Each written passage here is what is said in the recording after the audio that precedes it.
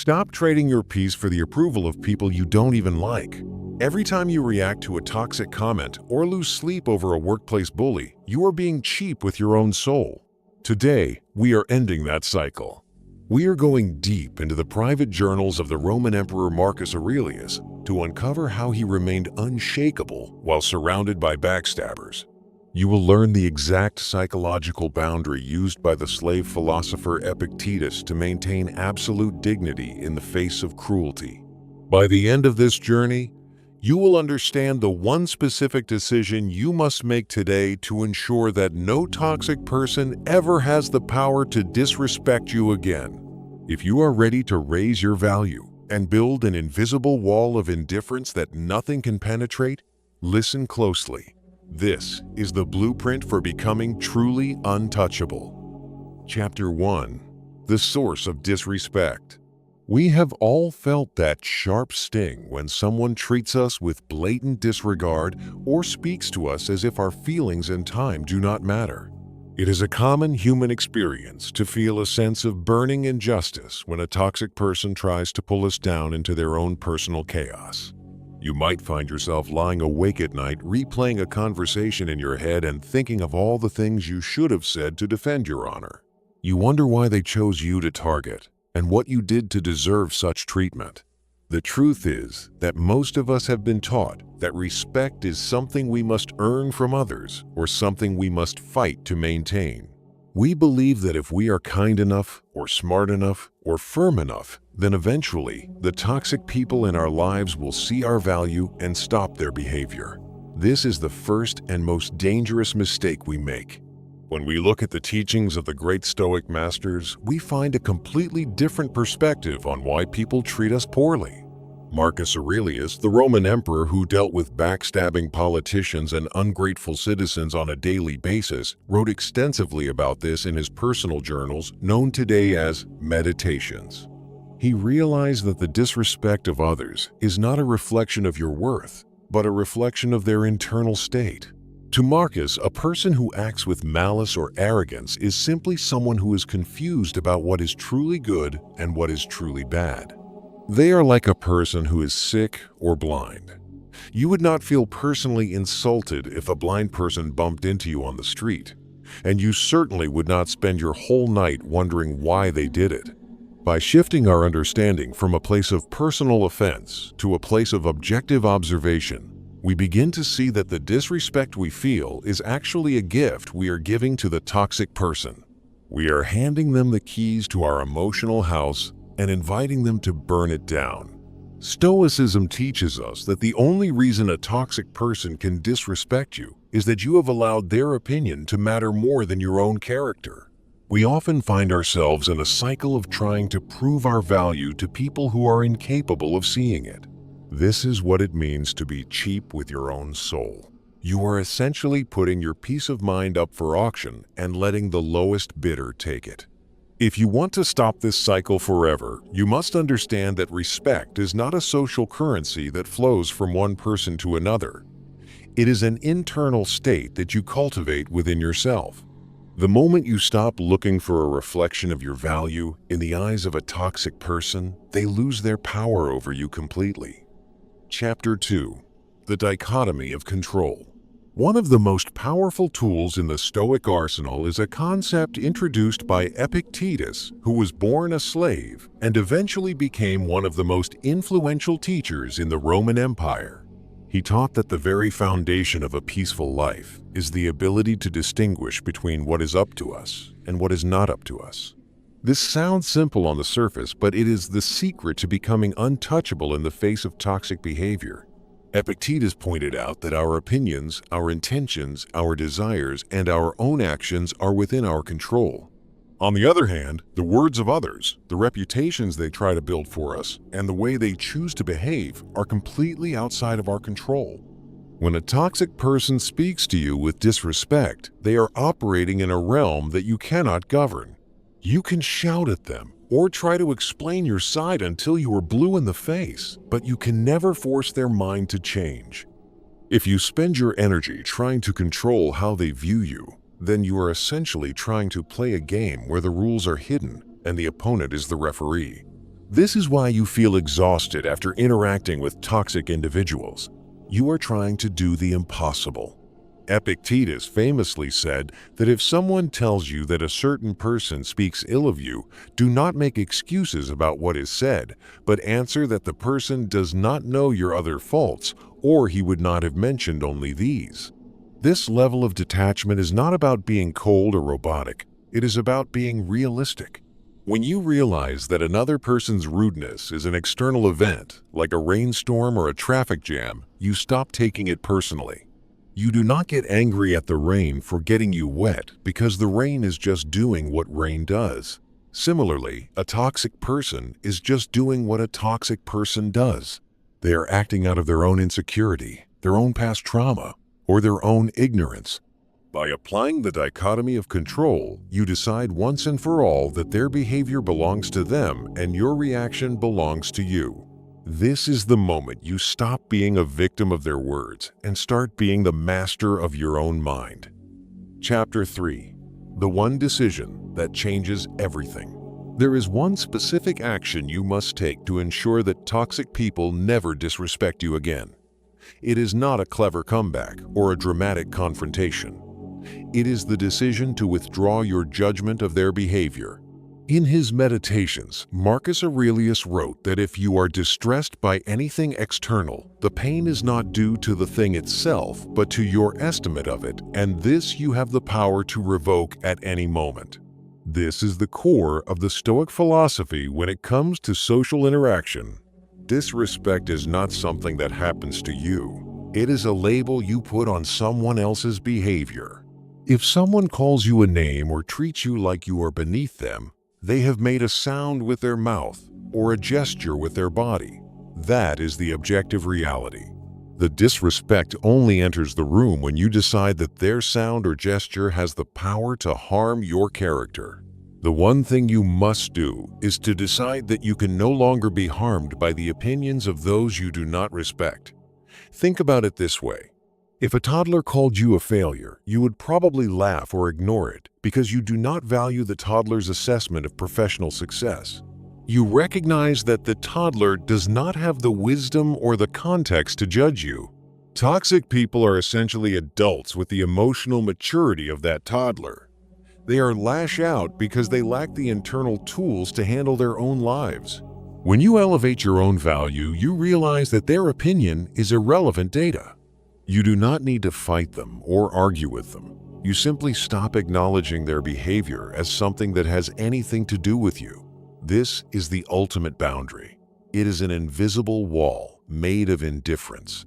When a toxic person realizes that their barbs are not sticking and that they cannot get a rise out of you, they will eventually move on to a target that provides them with the emotional reaction they crave. By doing this once and making it your permanent stance, you effectively end the cycle of disrespect because you have removed the audience. Chapter 4. The art of being unlike the enemy. There is a natural urge to respond to toxicity with more toxicity. We think that if we are just as mean or just as loud as the other person, we are standing up for ourselves. However, Marcus Aurelius warned us against this trap when he said that the best revenge is to be unlike him who performed the injury. When you descend to the level of a toxic person to defend your honor, you have already lost. You have allowed them to set the terms of the engagement, and you have adopted their low-value behavior as your own. You have essentially become their student in the art of being miserable. In the classic Stoic texts, we see a recurring theme of maintaining one's own dignity, regardless of the surrounding circumstances.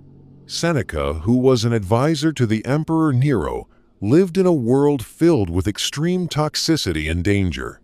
He observed that people who are easily provoked are essentially giving others a remote control to their emotions. If someone can make you angry with a single word, they are your master.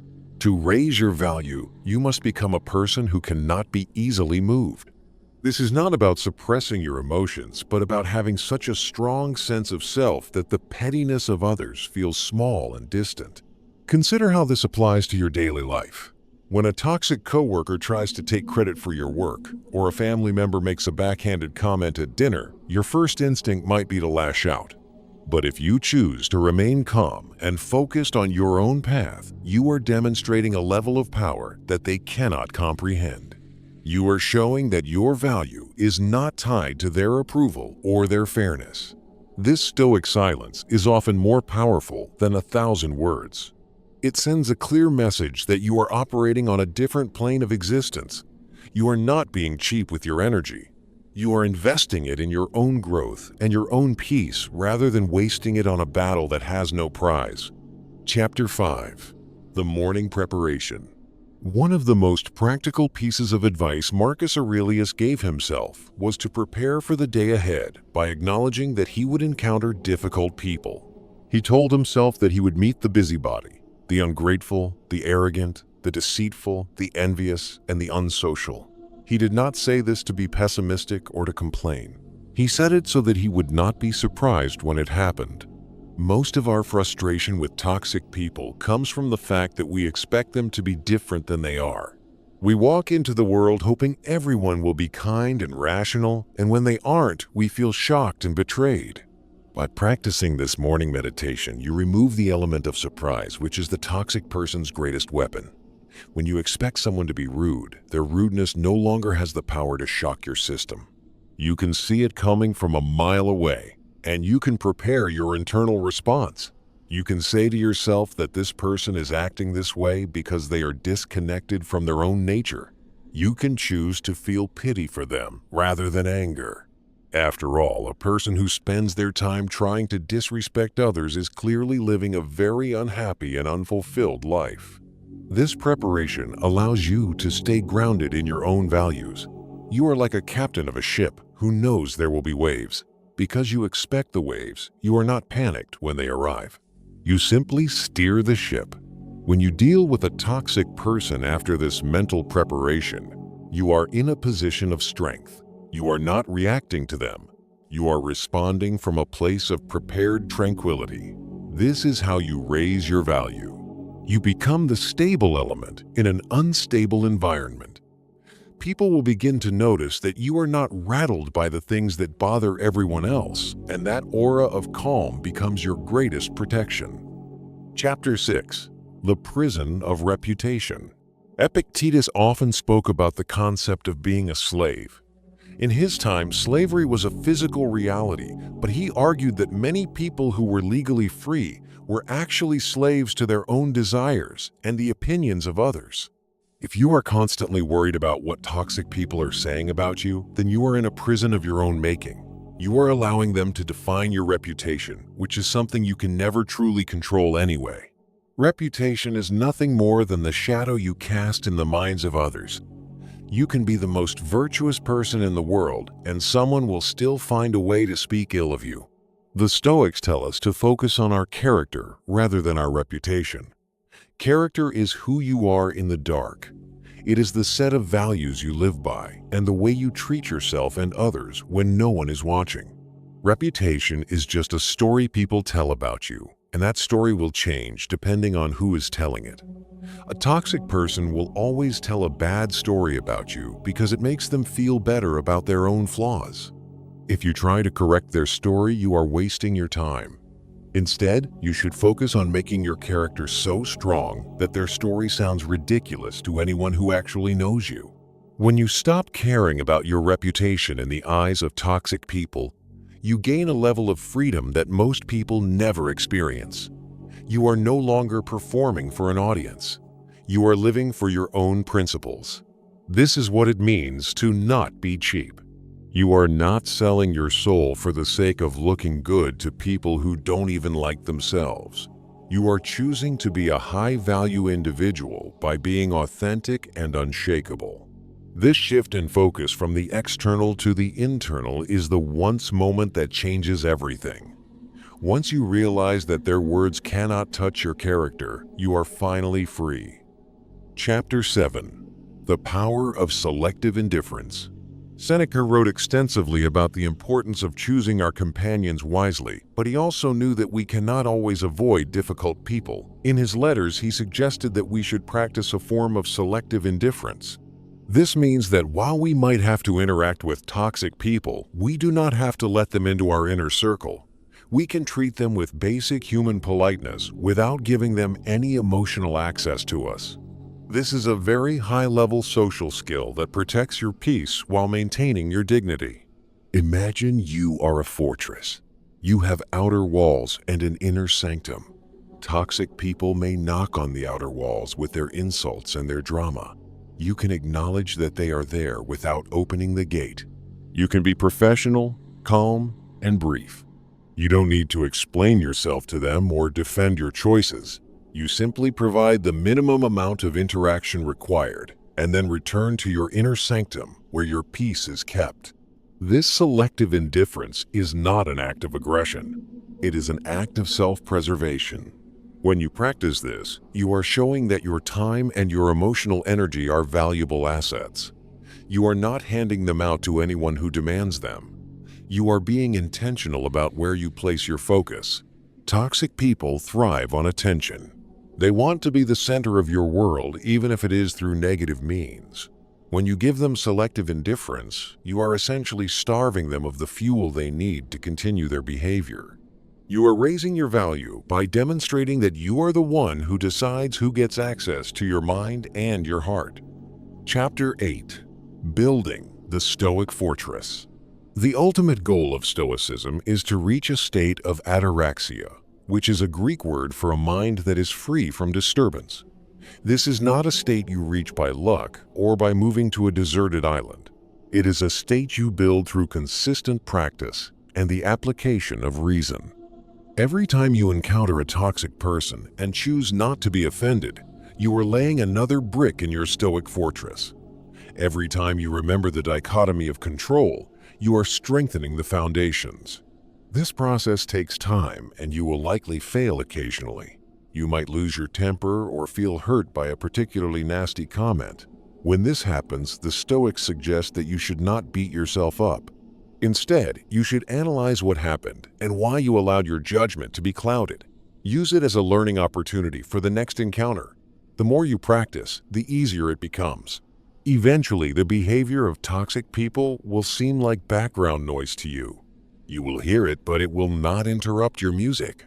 By following these principles, you are not just stopping people from disrespecting you. You are transforming into a version of yourself that is fundamentally different.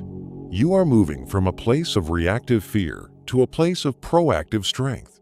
You are no longer a person who is defined by their struggles with others, but a person who is defined by their internal harmony. This is the path to true value.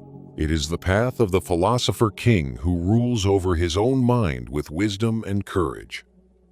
Chapter 9. The Final Transformation.